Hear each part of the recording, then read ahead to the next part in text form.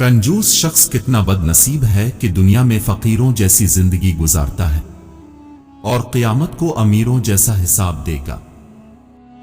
جب لوگ تمہیں تکلیف میں اکیلا چھوڑ دیں، جان لو کہ اللہ تمہارا کام کا ذمہ خود لینا چاہتا ہے۔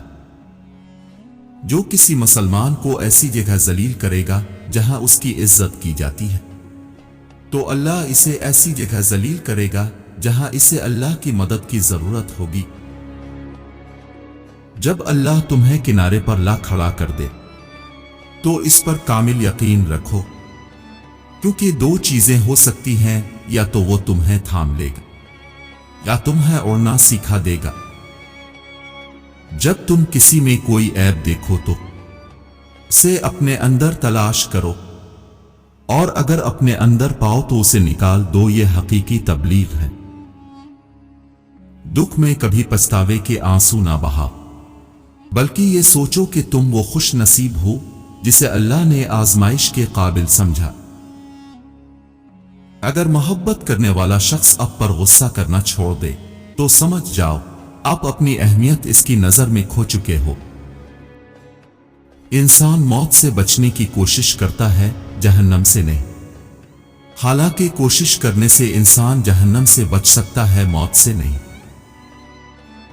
اپنی خامیوں کا احساس ہی انسان کا کامیابی کی طرف پہلا قدم ہے۔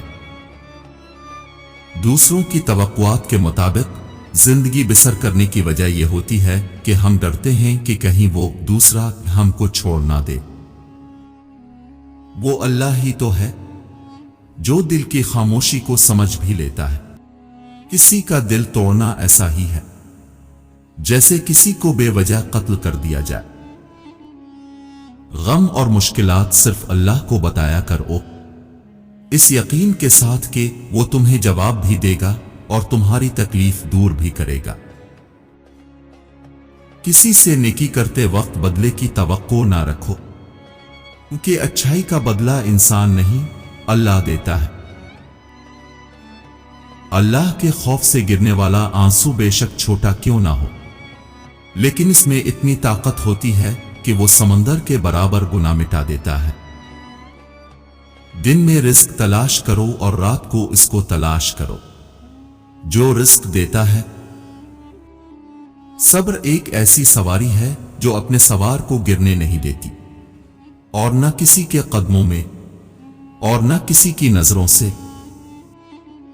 اگر یہ جاننا چاہتے ہو کہ تمہیں اللہ سے محبت کتنی ہے تو بس یہ دیکھ لو کہ تمہیں گناہوں سے نفرت کتنی ہے۔ اللہ خود پر کوئی احسان نہیں رکھتا۔ اگر آپ نے اس کے لیے کوئی چیز چھوڑی ہے تو وہ آپ کو اس سے بہتر چیز سے نواز دیے گا۔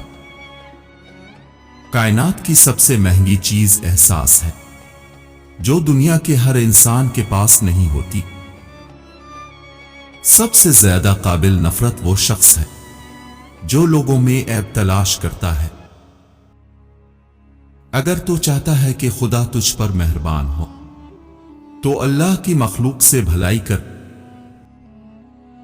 دنیا میں سب سے زیادہ مطمئن لوگ وہ ہیں جنہیں اپنے معاملات اللہ تعالیٰ کے سپرد کرنے کی عادت ہو۔ اللہ نے 7 سمندر پیدا کیے، لیکن وہ محبت صرف ایک آنسو سے کرتا ہے۔ انسان بھی عجیب ہے، دعا کے وقت سمجھتا ہے کہ اللہ بہت قریب ہے، اور گناہ ایسے کرتا ہے جیسے اللہ بہت دور ہے۔ جب تمہیں ذکر الہی سننا اچھا لگنے لگے تو جان لو کہ تمہیں اللہ سے اور اللہ کو تم سے محبت ہو گئی ہے۔ لوگوں کے دعا کے لیے کہنے سے زیادہ بہتر ہے کہ ایسے عمل کرو کہ لوگوں کے دل سے آپ کے لیے دعا نکلے۔ اگر لوگ تم سے متاثر ہو رہے ہیں تو اللہ پاک کا شکر ادا کرو کہ جس نے تمہارے گناہوں کو چھپا کر تمہیں لوگوں کے سامنے معزز بنایا ہے۔